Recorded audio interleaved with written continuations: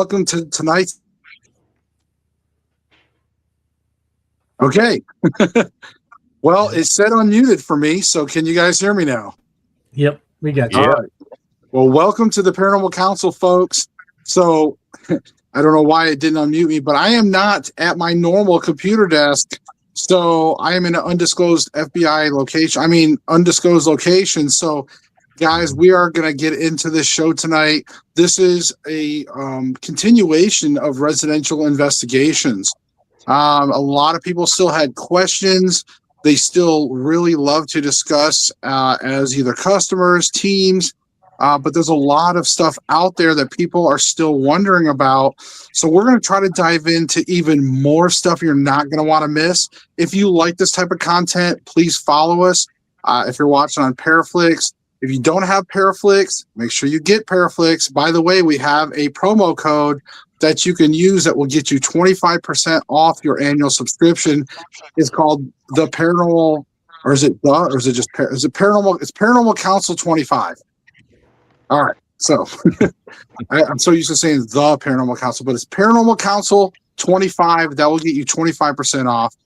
So, guys, all right, let's dive into the show tonight. I'm really excited to get into residential investigations, and we got multiple perspectives from you guys. As you know, we all have some different backgrounds. So, Jen, you want to lead us off on some of this? This is some of the things that you were kind of having some things you wanted to bring up tonight. So I figured, hey, if you want to get us started in a direction.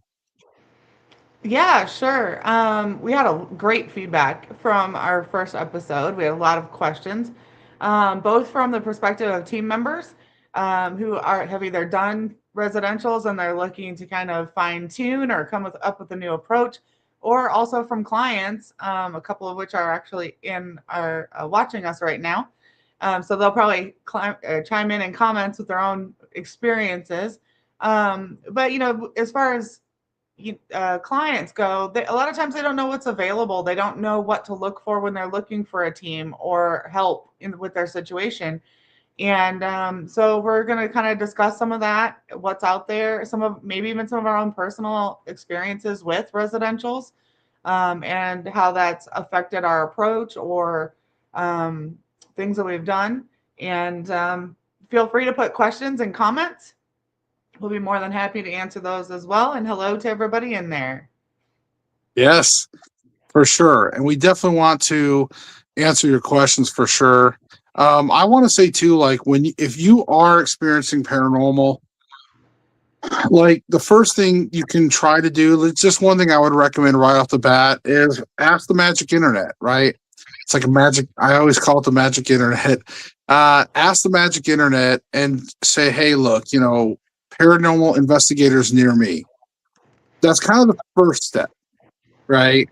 And then I'll let some of you all to talk about some things to maybe weed some of the teams out. But that's kind of the first, at least, step. See who's nearby. Sometimes there might be a Facebook page. There might be an actual .com from a team. But see who's near you first. That's kind of the first step. And if you don't know or you don't have anybody near you, if you're watching this show, for example, reach out to us. We can try to help you find somebody in your area, or one of us may be close enough to help you or something. So make sure you do that as well. So that's the starting point. Anybody want to add to that? Yeah, I mean, one of the number one things you want to do when you're looking for a team, or anyone for that matter, it doesn't necessarily, it could be, a medium, psychic, whatever. Their first job is to debunk that you have a haunted location. If they're not doing that and they're affirming your bias, throw them out. You need to have them essentially do an investigation to make sure that what's actually happening is a haunting. Because hauntings are a thing, but so is EMF leaks, or you're dealing with a situation where the cell tower that they just built, half a block away is pointed right at your bedroom window. Things like the wireless chargers that you use for your phone, If that's right next to your pillow and charging at night, that's going to cause a lot of the same disturbances that you experience in a haunting while you sleep.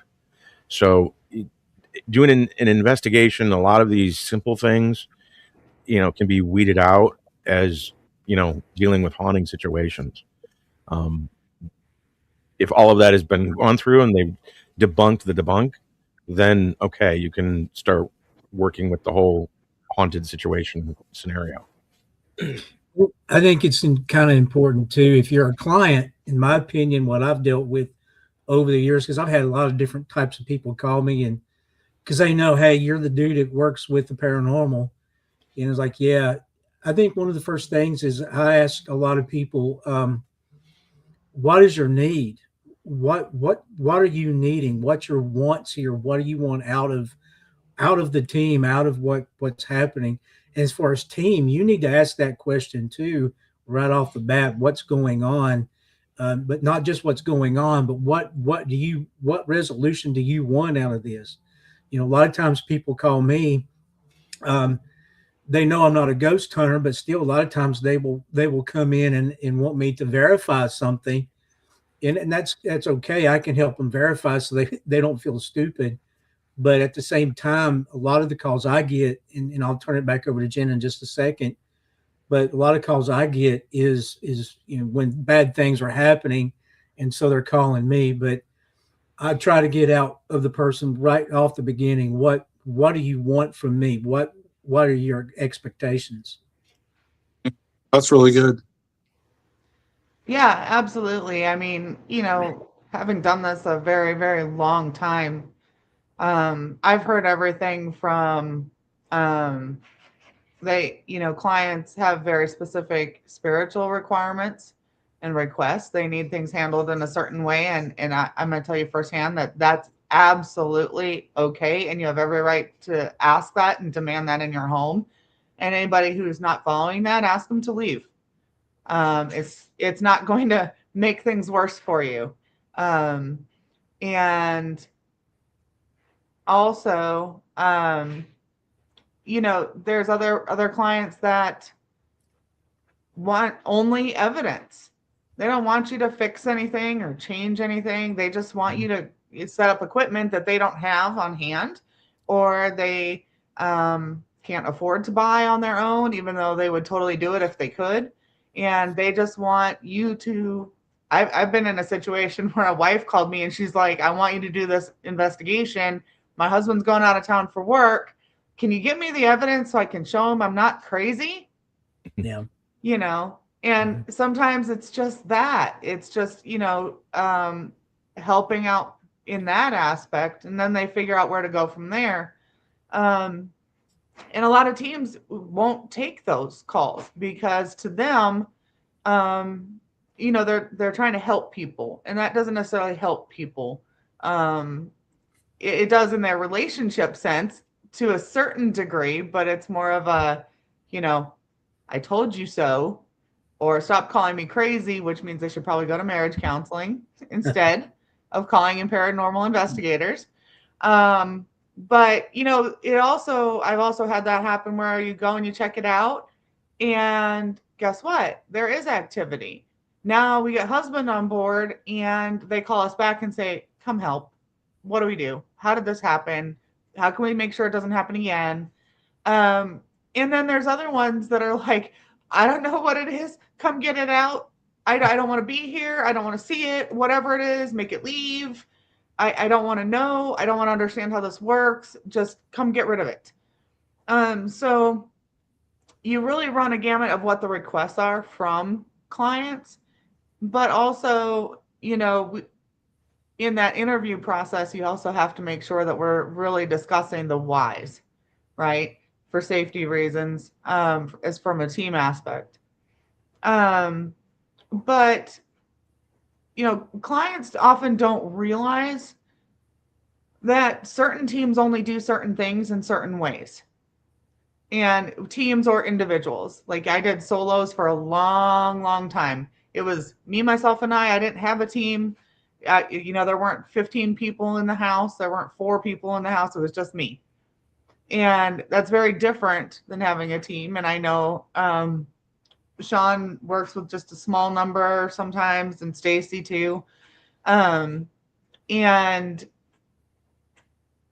so again, that has to go with the clients too. A lot of them will be like, I only want you and one other person. That's it. I don't want a whole bunch of people in here. You can bring 28 cameras. I don't care, but I only want 2 people.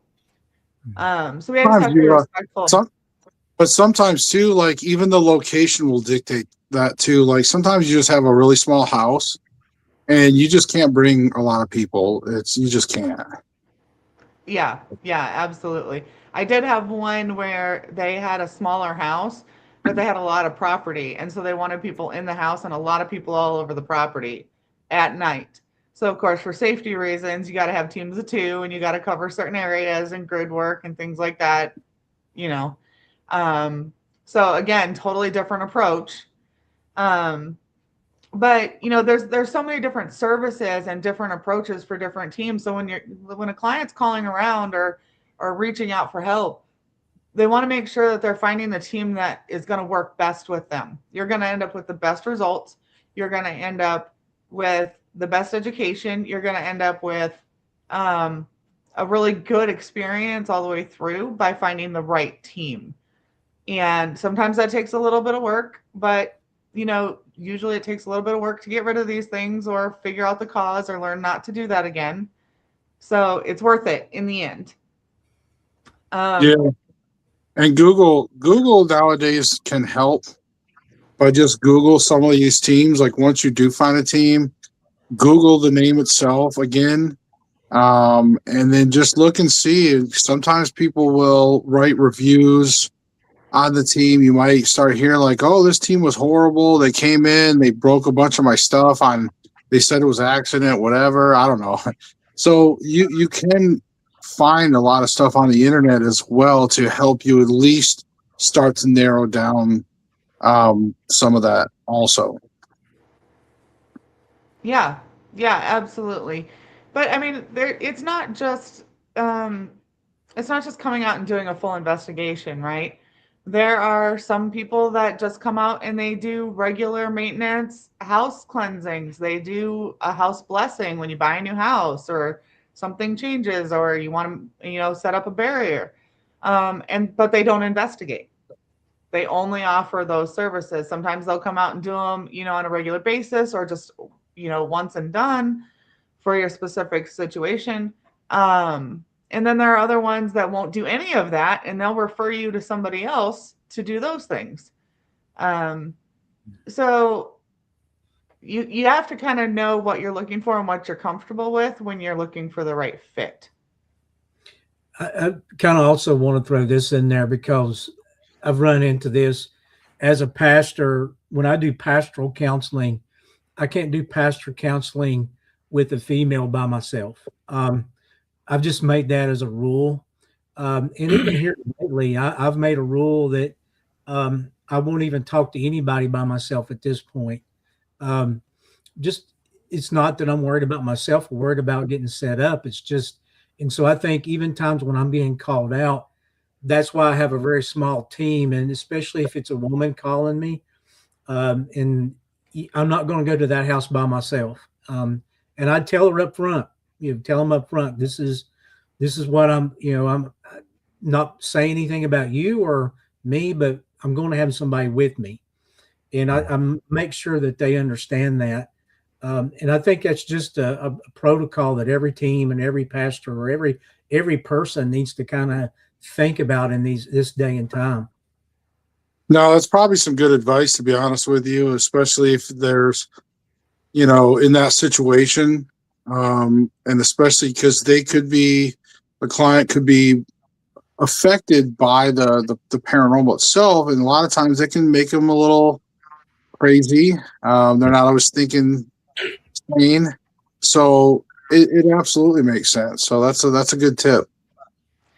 That, I'm going to address Andrea's comment here in a moment because actually, let me do that first because it's a perfect example of we're talking about like respecting people's homes and their lives and their situations. And Andrea in comment said, yeah, an old team member walking on my white rug with shoes on after being asked not to multiple times. She is not wrong. And I got the phone call from her yelling afterwards. And it wasn't me. It was not me. I was the one who made him move them. But it's things like that. You know, we just have to be really respectful in people's homes, not put our feet up on their furniture, you know, not take a nap in the corner. We're not there to take a nap. We're not there to eat all their food, you know, things like that. We And have a little job to tip, do, a be little tip respectful. on that, real quick. Sorry to interrupt you, Jen. A little tip for all you paranormal teams out there: you can get a big bundle, and I have it in my investigation stuff. You can get a big bundle of what they call booties. All right, they're little shoe covers. They slip over your feet. They're kind of universal size wise, and they slip over your shoes. And you can wear booties in your house if you don't want to take your shoes off at a customer's house. You got those booties. Keep them in your paranormal gear. That way, your team can have access to them, or you can have access to them, and saves you a huge headache, especially when you walk in their house and you realize, oh man, they got a lot of white rugs and things like that. And as you investigate, you never know what you're going to step in. So, And, Yeah, and they're- also kind of just jump on that is also kind of pay attention to, and I think it's what Jen was saying, is pay attention to the traditions that they have inside that house. I went to one house one afternoon and she told me very uncertain terms that I needed to pull my shoes off at the door. There's a lot of people that have that, and she just kind of pay attention to what the norms is of the house. right. Well, that's why I also said the booty thing, because I've noticed that a lot of people that do want you to take their shoes off, they will compromise and be like, well, if you have booties, that's cool too, like shoe covers. Yeah. They will usually compromise because there's like a few people, I don't think I'd want them to take their shoes off. Like my son, if he's investigating with me, you don't want him to take his shoes off. He's a stinky teenager with stinky feet. So trust me, you're going to want the shoe covers on that boy. Absolutely. Yeah, you know, and it's just, I mean, it's kind of common sense. Like, just have common decency, right? And you're in somebody else's home. Like when I go in, I was like, hey, you know, would it be okay if I sit on the bed in your bedroom while I'm, you know, doing an Estes session, or I'm running a spirit box, or, you know, is that acceptable to you? Like, I won't have my shoes on. Is that okay? Because if I walked in my bedroom and saw somebody I didn't know laying on my bed, I probably wouldn't be very comfortable, right? Yeah. And so Furniture. it's kind of alarming to me that we actually have to have these conversations, because it actually happens, and you just think that's common sense. Just be a decent guest. You're a guest in their home. Yes, you're there to help them, but you're a guest, you know? But then again, I guess some of the spirits we go in there after are not so nice, because they're slamming cupboard doors and breaking glass things and, you know, doing other things sometimes too. So, Well, and you know, I want to bring up too, like, because even though we're talking about residentials, there is a lot of customers that will experience hauntings in like historic homes, and there's a lot of people that have like historical period, either replicas or even actual historic antiques. So keep that in mind when you go to sit in that chair. So a lot of times too is like when I'm in historic homes or even just regular homes, I will ask them, hey, is there any particular furniture, places that you don't want us to sit or touch, or, you know, things like that. Sometimes if you know the rules, that's going to help too, because again, and I've had that where they've said, hey, this chair here will not support anybody's weight. You know, here, don't sit in this chair, don't sit in this chair. Or sometimes even like, don't go in this room. Like sometimes they'll have whole rooms that they're just like, hey, don't go in here. Everything is like the way they want it, whatever. Just again, always learn the rules of your customers and that's usually during like walk arounds, walkthroughs with them. well, and you know, I hope that clients that might be listening know and understand that when you're asking for help, you have the right to have all these boundaries and make all of these requests and work with a team that respects them, right? And it's kind of surprising to me how many have reached out that don't have any rules, don't have any expectations, or don't communicate them, and that kind of comes back to be an issue later. So you know, open, honest communication when doing a residential is really, really important. And sometimes it takes more than a 10-minute conversation getting the basics of what room are you hearing noises in, to build kind of that trust to be in somebody's home. And that's part of the importance of that, that pre-interview stage, is building that rapport and building that trust. But for clients, I think it's really important that you know all the different techniques that are available. You find somebody who maybe kind of specializes in the work, or the work you think needs done if you have a guess. I've walked into places many, many, many times. I cannot count how many times where one of my interview questions is, have you or any of your family members or anybody in your household practice witchcraft? And they're like, no, I would never touch that. Have you ever played with tarot cards? Nope, never touched it.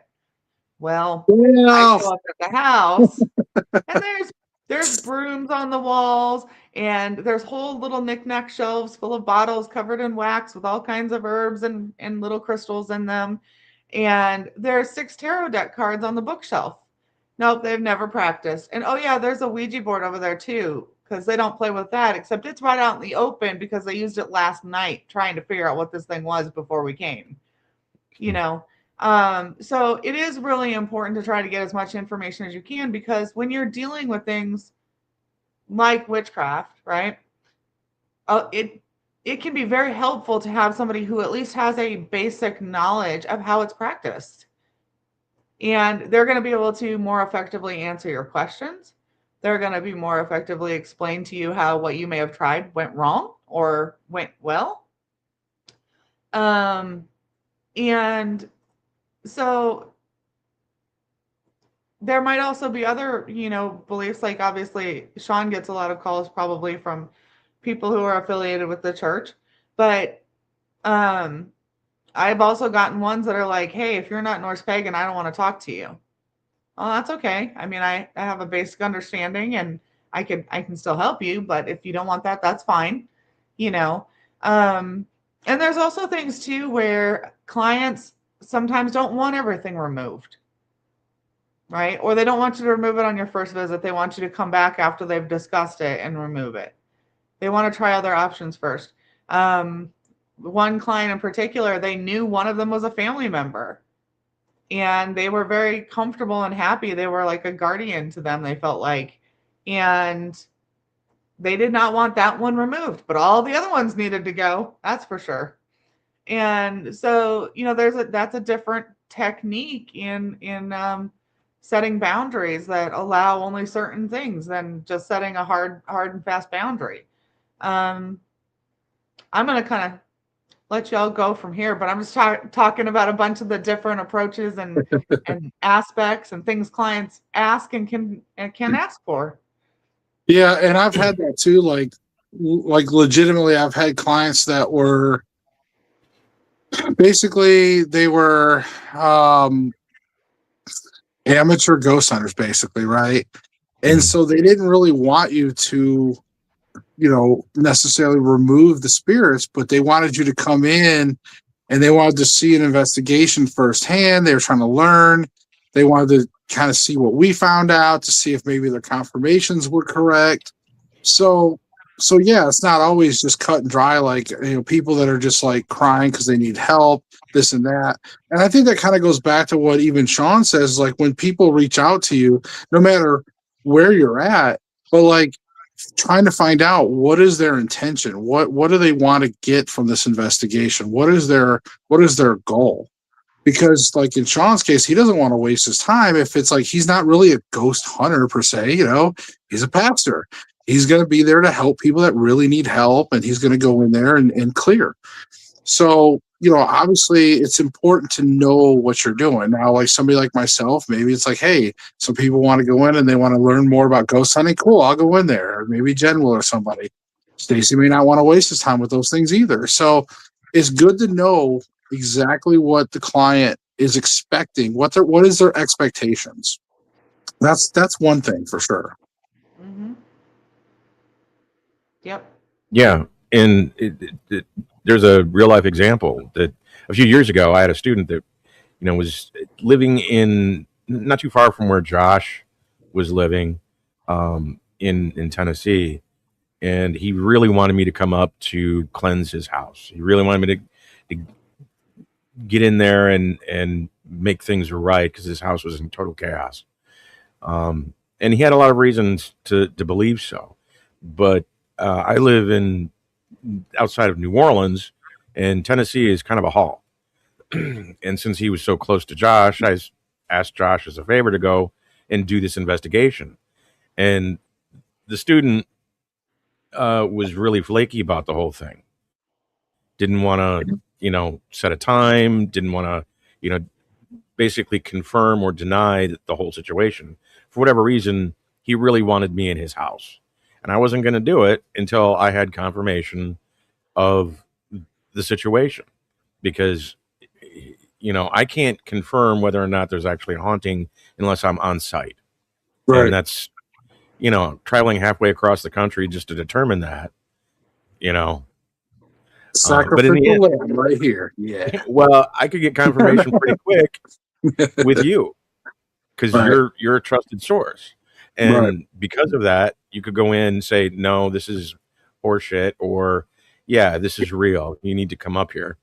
Because, Josh would be the first one to say, yeah, get up here. And it just never worked out. And you need to kind of filter a lot of this stuff with, not only your teams, but with the clients themselves, because you don't really know the agenda of what's going on.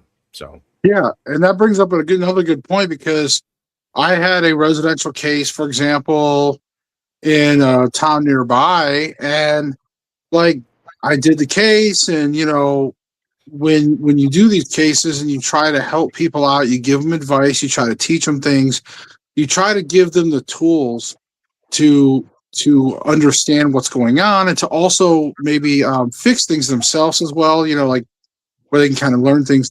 Well, anyways, I did all that, but then I get calls from other teams going, hey, didn't you do this case? And I'm like, yeah. But some clients will hop around from team to team, whether they want attention, whether maybe they weren't satisfied with whatever answer you gave them. They just thought like, well, maybe somebody else is going to have a new answer. But, but sometimes even having a network of people, some of us are in contact with each other. So sometimes as ghost investigators or paranormal investigators, it's nice to have that network sometimes too, where we can kind of be like, hey, but just keep that in mind out there, that there is people that are going to team hop.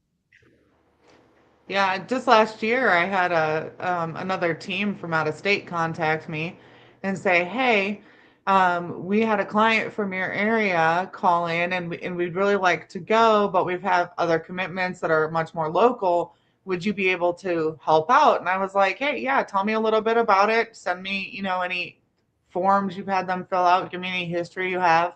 If they've sent you any pictures or videos or anything, just send it to me." And I reviewed it. I went over it with, the other team, and I was like, okay, I'll reach out to them and I'll let you know if I'm going to take it. Did my own pre-interview, went ahead and took the case.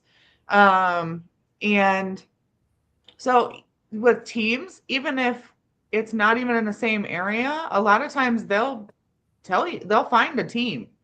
They'll look into teams that have experience. They'll get recommendations from other team members that have worked with previous teams before. Just ask them if they can't do it, if they know somebody who can. And a lot of teams know people like Sean. So if you want it from a particular perspective, and you can have that, because we have kind of a network, right? A lot of us do. And I know too, Stacy does things a little bit differently from a different perspective. So in how he does his, and we'll let him definitely share about that a little bit. But,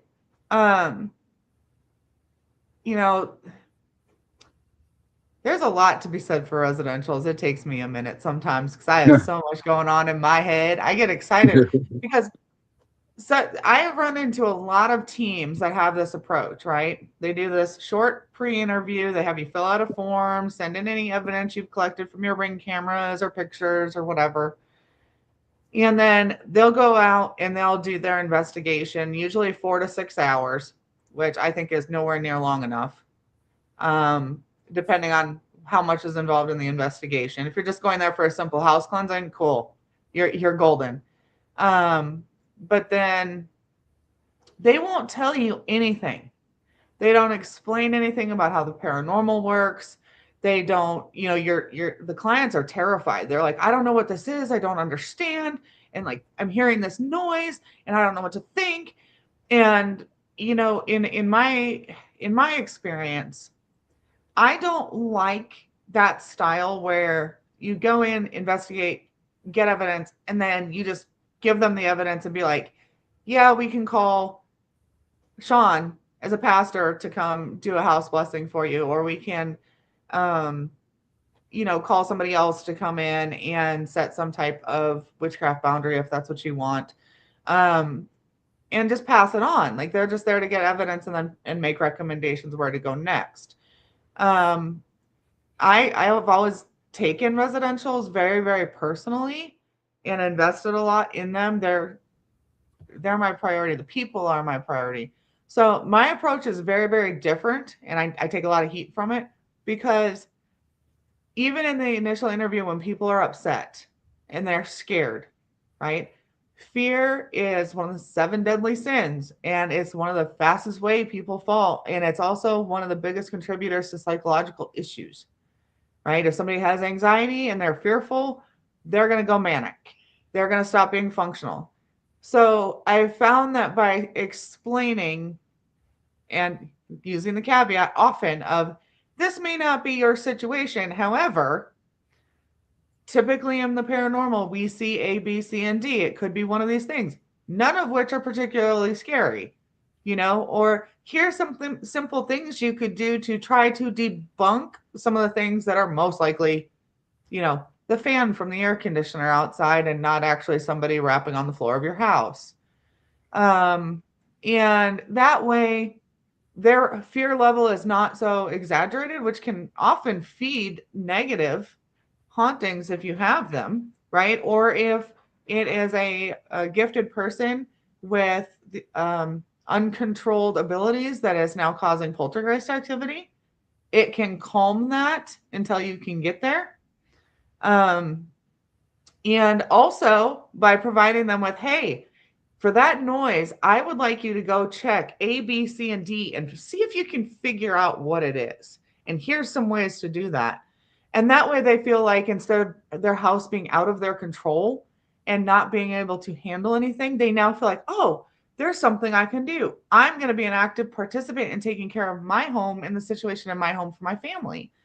And I know I take a lot of crap for that from other investigators, because they're like, look, we're just here to get evidence. We're here to show them that it's haunted. We're here to do all the debunking.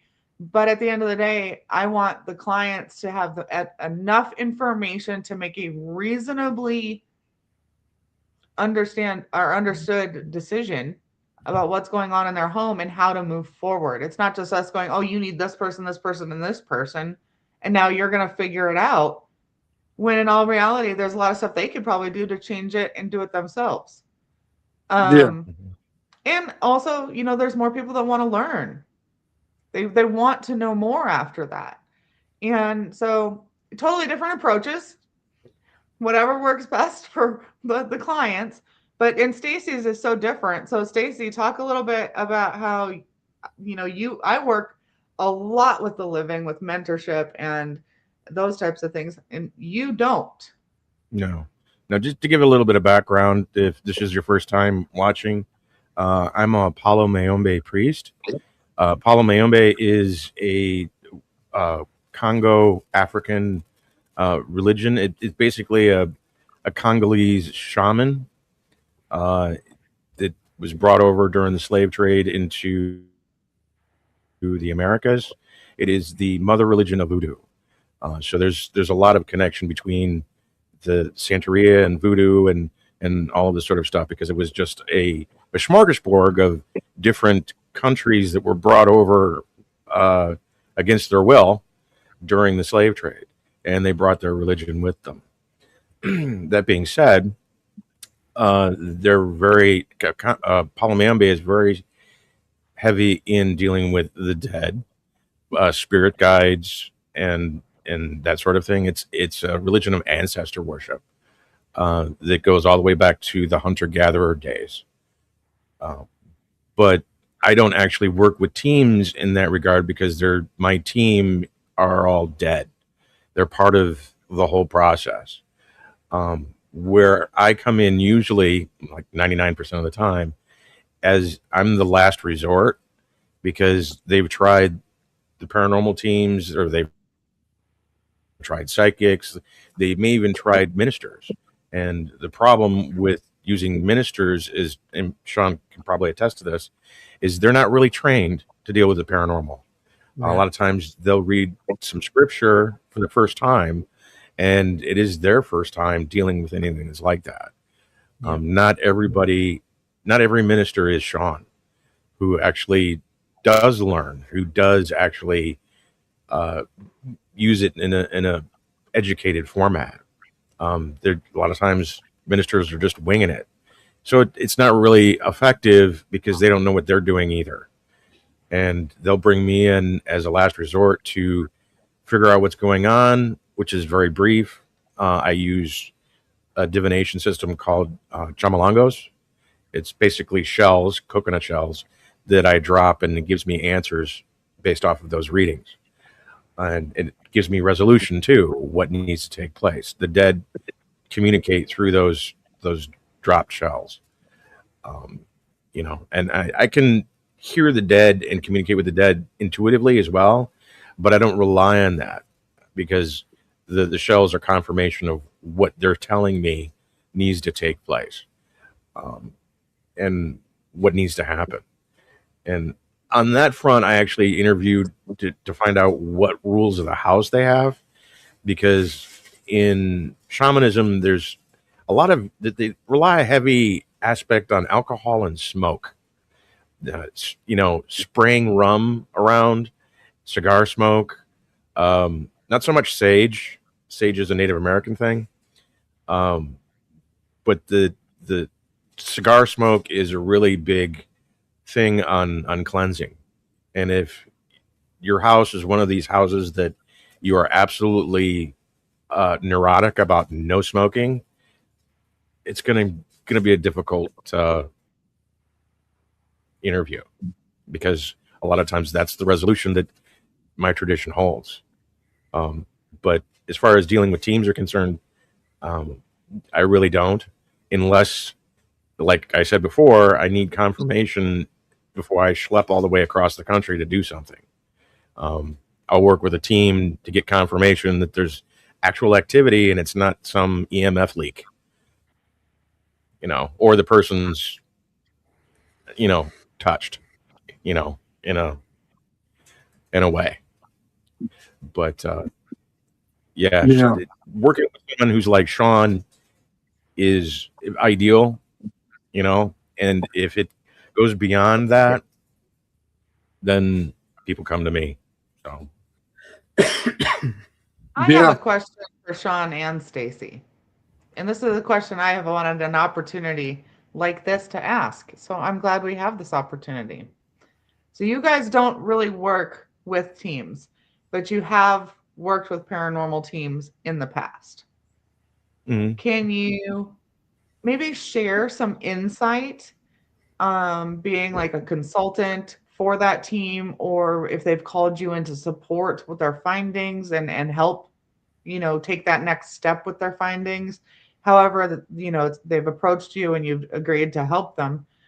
Are there things that teams should know to assist you in doing your part the way that you do it, or maybe things that you might really want to know when they ask you to come on board? Maybe share some experiences. Obviously, we're not naming teams, but talk about experiences with other teams and what teams can do to improve the good and the bad, and things they've done that's been really helpful. Go ahead, Stacy. I'll let you go. Well, I like to know what they've done, because there's all these different teams that are out there. Some of them are pure tech. They're pure scientific tech teams. Some of them have a Heinz 57 of witches, mediums, tech. And you know, amongst their own group, they're both believers and skeptics.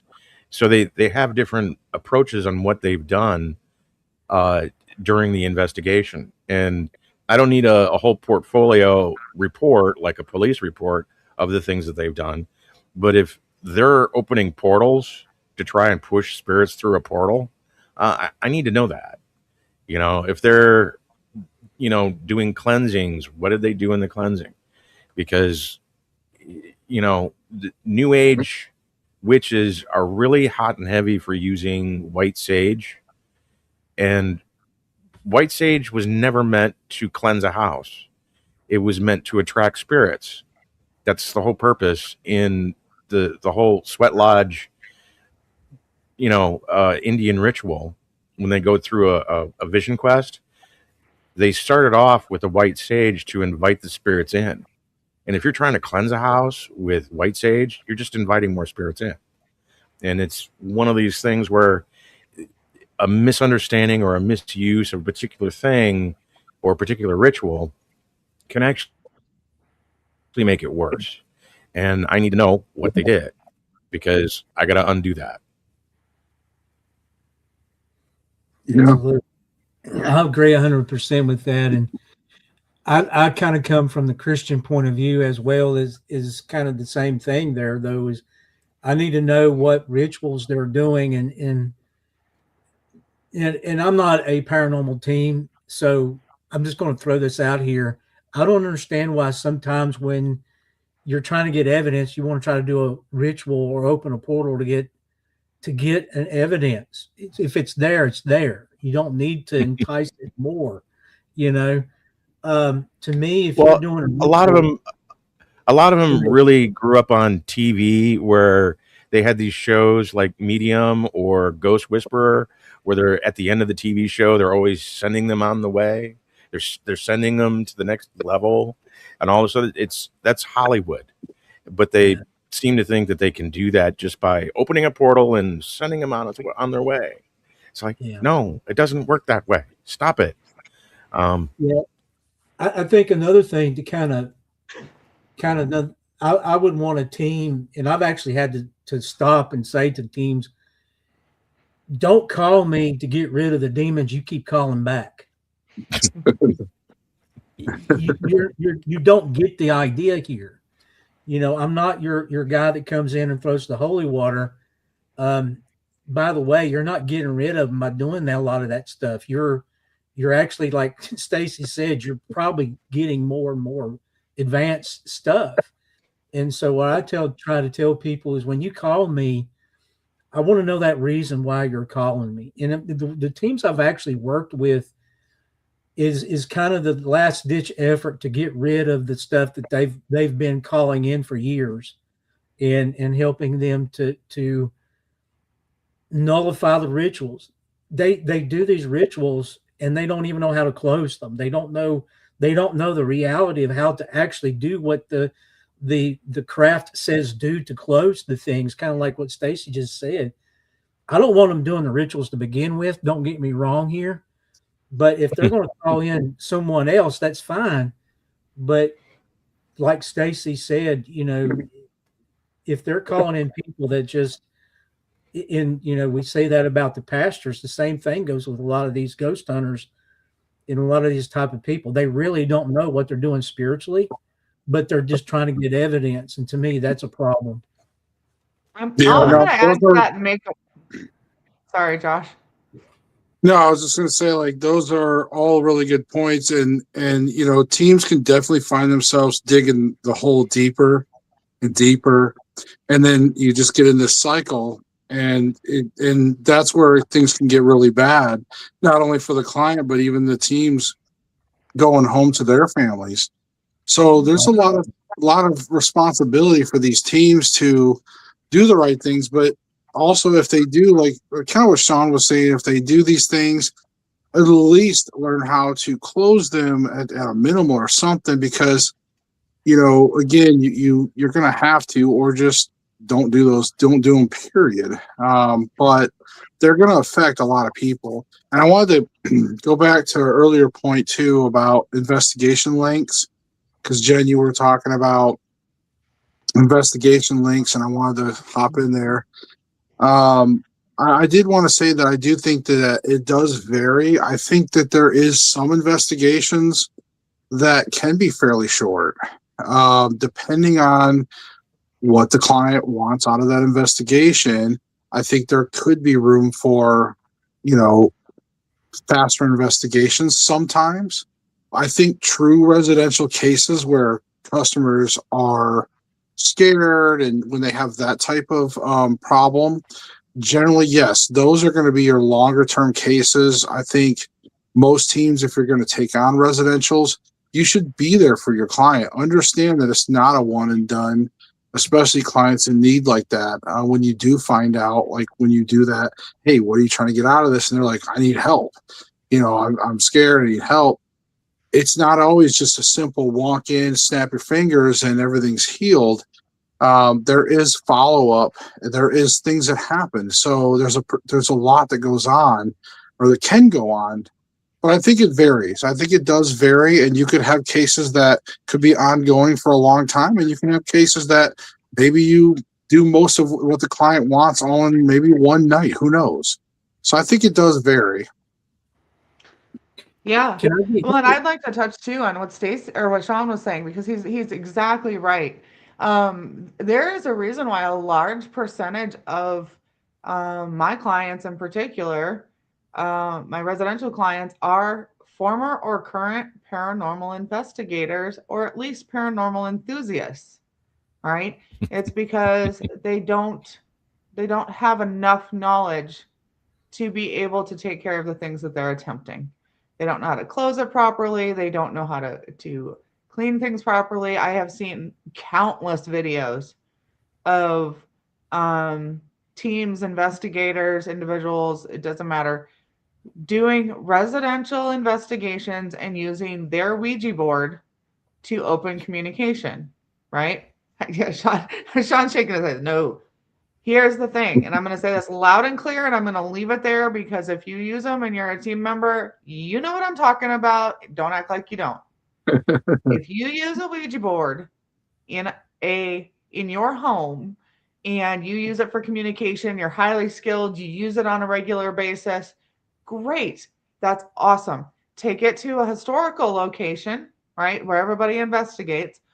And you're going to be reasonably okay in that location utilizing that tool.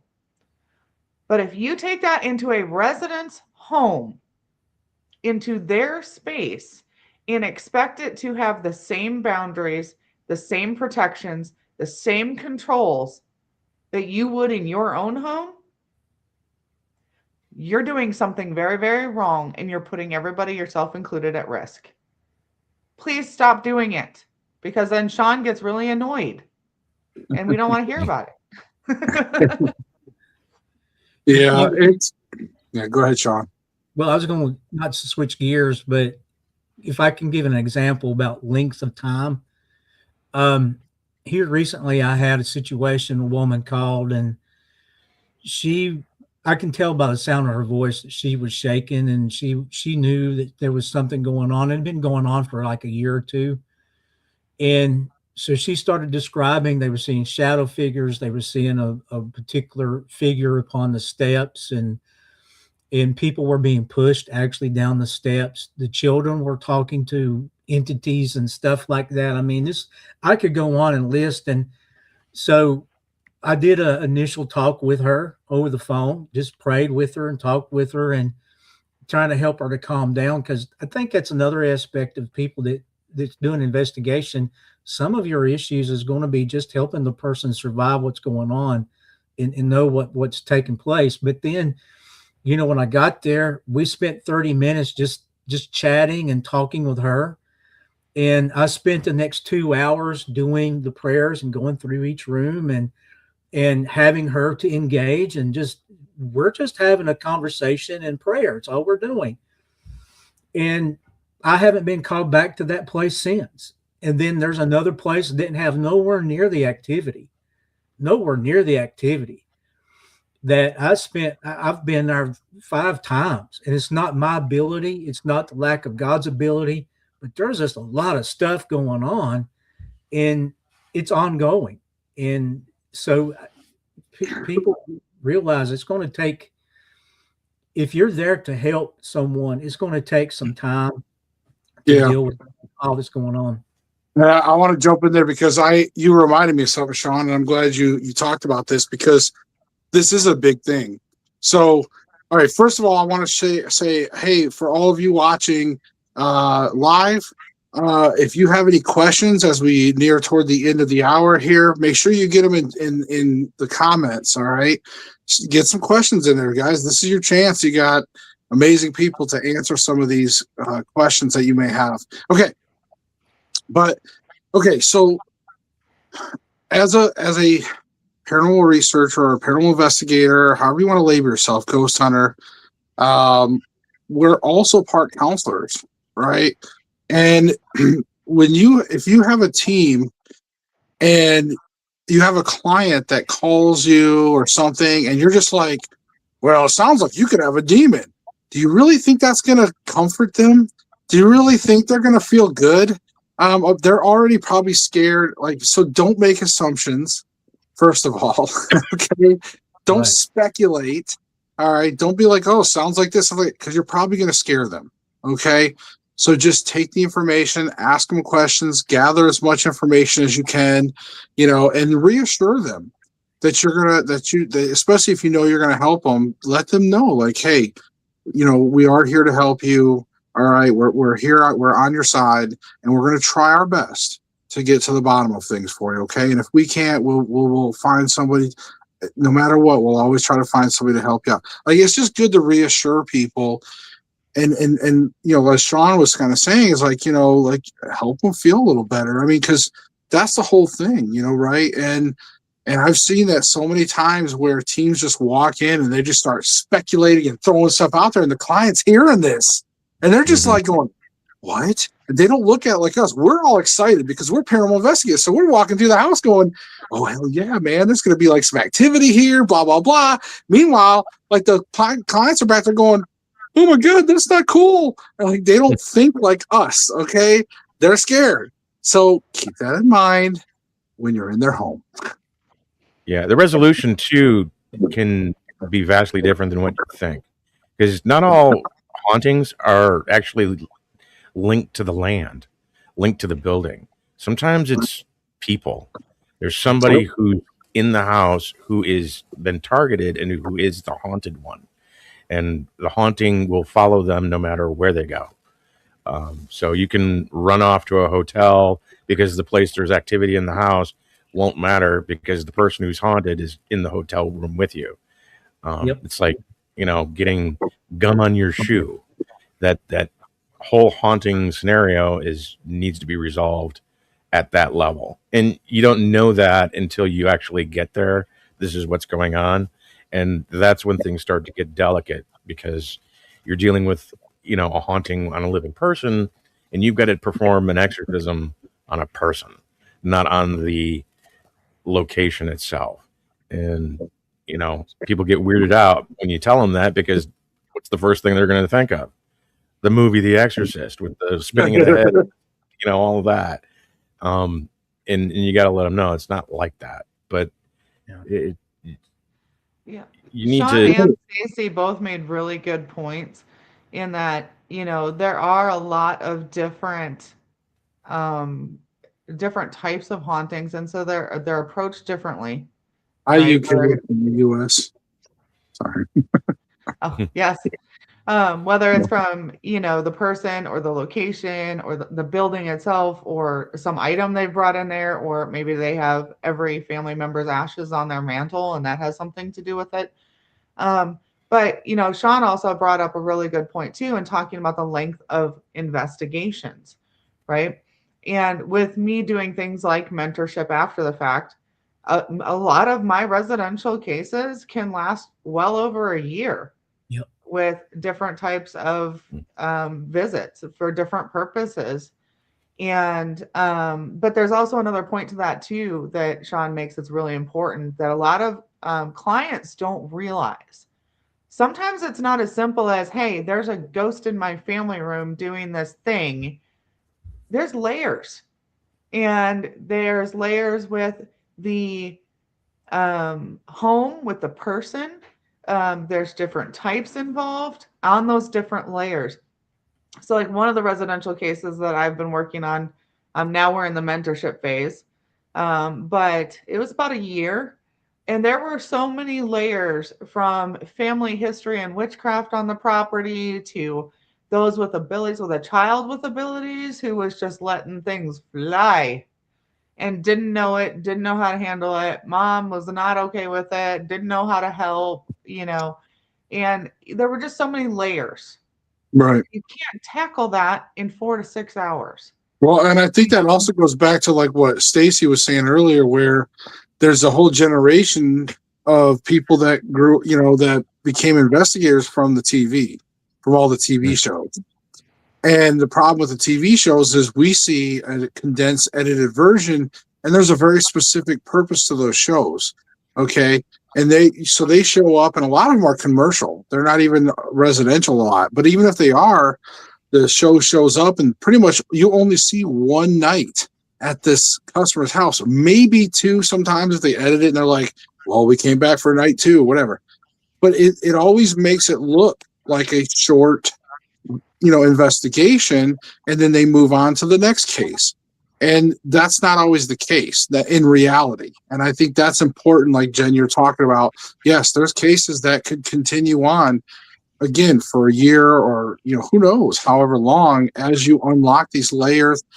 And I think that's important for a lot of teams watching, is make sure you truly take the time to try your best to diagnose, is it residual? Is it intelligent? Is it a person? What exactly is going on at this location, so you can try to find the proper fix or the proper recommendations. And also one more thing, if you do have stories, because I know like JNR14 was talking about being a part-time investigator and love to share stories. Yeah, we have a ton of stories. Remember, soulfireparanormal@gmail.com. If you want to submit your stories, we'd love to hear your stories. And we may even have one night where we actually will talk about and share your stories if you want on the podcast, and we can kind of dive into some of that. That might be a fun night one night. We'd like to hear some of that. So again, soulfireparanormal@gmail.com.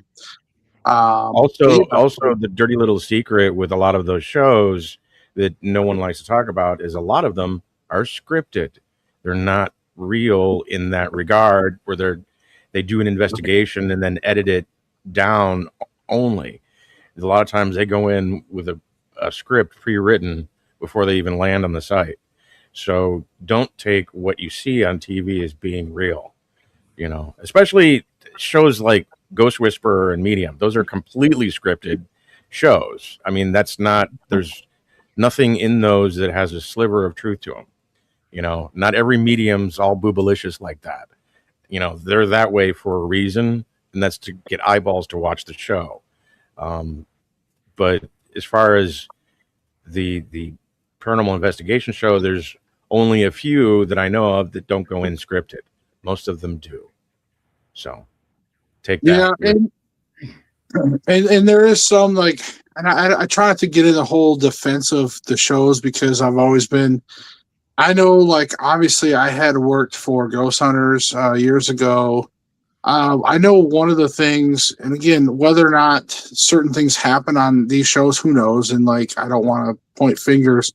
I know there is a few shows where what they do is they will go out and film a lot. Like, they will go and film a lot, and then the producers kind of pick through and say, well, hey, we went out and filmed 60 locations.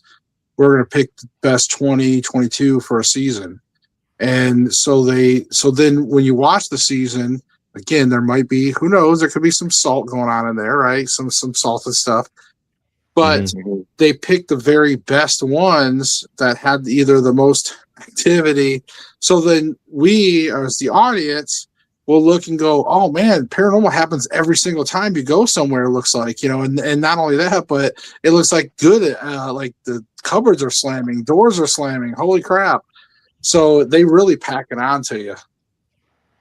Yeah, well, and I find that you just said something that made me think about another instance that I ran into. And when we talk about the shows and how they're not really a true representation of paranormal investigating, because how many countless hours do we sit at a location trying so many different things and experience nothing? Absolutely nothing. We come home and review all the evidence going, I hope we caught something. I hope we caught something, right? And you're like, there's nothing. What the heck? Why was there nothing that night? And I know, Josh, you've experienced that. You get like one EVP after like 16 hours of evidence where it's like, what was that? Right? I don't even know if that was a real EVP, but I heard a hey. That's it. But I find that interesting that we're talking about this and how important it is, right? And then when you translate that to residential investigations from a team standpoint, I know so many teams that will do a pre-interview, they'll go to somebody's house and there's nothing, no activity that night. And they'll go, we investigated, we didn't get any evidence, we can't help you. Well, for heaven's sakes, if you're going to go to Waverly for a second time after never having any experience the first time you were there because you went on a really bad night, why wouldn't you go to a residence for the second time because there's a family that needs help? Right? As long as it's a safe situation, why do we just write them off after one initial investigation for a couple of hours? That's something I think that a lot of teams could do better in looking at the whole situation and the whole family. And I will say this as well, and I think I can pretty safely speak for everybody in here, and if not, you feel free to correct me at the end. But I don't feel like any of us, if a team or if a client reached out to us, we're going to talk to you. But if a team reached out to us and said, hey, I have a situation, I'm not totally sure, I think I might be in over my head, or I need a different approach, I need a different set of eyes, I don't think any of us would really be like, yeah, no, we're not going to help you. It's not our client. It's your problem. Right? Because we're all in this to learn and grow and be better and do better and learn new things and understand things on a different level. So I wish that teams sometimes when they get to these situations and they get a little in over their heads, please reach out. I know so many teams that are open that way and have a lot of background knowledge, a lot of information that would be willing to do that. Teams shouldn't be afraid to call teams and be like, hey, I need help. Or individuals like Sean and Stacy and say, I need help. Because there isn't competition when it comes to this. I know that, like, somehow they try to translate residentials into competition with teams. That's not a thing. And if you're turning it into that, you don't need to be doing them. It's not about you. It's about the family and the client. So, I think that's important too, to say that, like, reach out. That's the first step. That's all you have to do. I kind of want to second that because, and I do draw some flack, and I probably will draw some flack from my Christian brethren, but I won't go into the whole story. But I had a situation that dealt with the Indian burial ground, and I knew what was kind of happening even before I got there. And so I had already done some research and kind of called some people around that I knew. Once I got to that situation, I began to realize, I'm the authority in Christ is going to deal with a lot of things here, but the people really need more than what I can give them in the sense of what they need to understand about the location and everything. And so I contacted a Native American. I'm actually Monacan Indian, so I had some contacts there. And so I called out and they gave me the right person to talk to. And they kind of freaked out when I called them, like, why are you calling me? And I'm like, well, because you know a little bit more about this than I do. And he sat down with this couple, and I checked on them here a few months ago, and it's just amazing. They're having a beautiful time now. They understand what's happening. And if I had just went in with Jesus ablazing, I don't think that they would have been helped as much. We dealt with some bad issues. The wind talker and the pipe holder, he talked to me and he said, "You've done the right things." And he came in and done some other things. And it's like, now they're having a beautiful time. So I just tell people, don't be afraid to reach out to other people. So.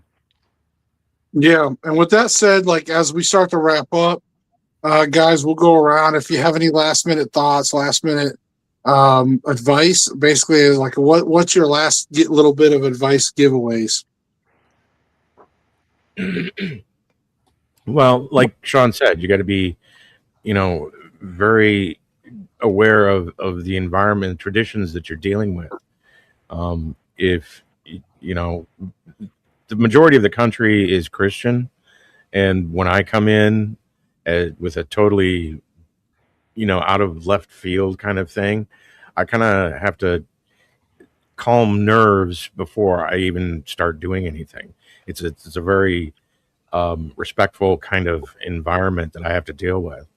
On the flip side of it, I'm sure Sean has the same problem when it comes to dealing with some Christian groups really look down on other Christians doing this sort of thing, or even seeking out help in this regard. You can get shunned in your own community because suddenly you're the demon house in the neighborhood, things of that kind. So they're very secretive and want to keep it that way. So you got to be respectful of that too. You're not doing this to post it on the internet. You're doing this to help a family, or help a person, because it may be a person that's got the problem and not the whole family. I will pony off that just a little bit, Stacy, because I have been contacted by residential cases, and within the first 5 minutes, they ask if we can put any evidence that we have on TV. And I'm like, you want the evidence on TV? And they're like, well, yeah, I mean, I have all this activity going on. You can make a show out of it. Do you have a show? Do you know somebody on one of the shows? And so, there are teams that would be more than happy to accommodate and come out to your house and, do that for you. But we aren't one of them. No, that's mercenary. I'm not about being mercenary. Mm-hmm. I'll do it. my last thoughts would be just really pay attention to what's really going on around you. Help the person traverse this situation. Get to know them. Get to know what they're needing.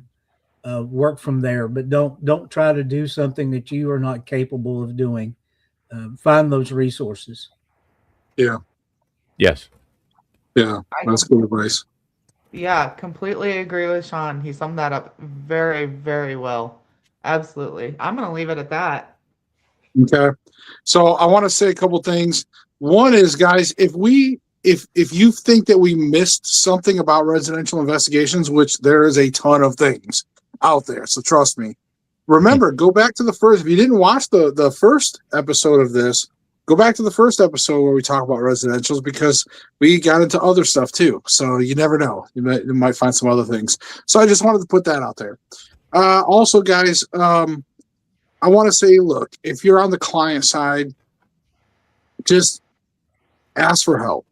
Okay. And I know sometimes it's going to be hard, but reach out, do your best, reach out. And sometimes, yes, unfortunately, you're probably still going to get a team that's going to come in and they may mess things up, but always keep asking for help. If you need to reach out, whatever you got to do, because it's better to at least say something than just let things go and just get worse and worse and worse. And there's a whole nother rabbit hole that you go down with that. So if you're a client, ask, reach out.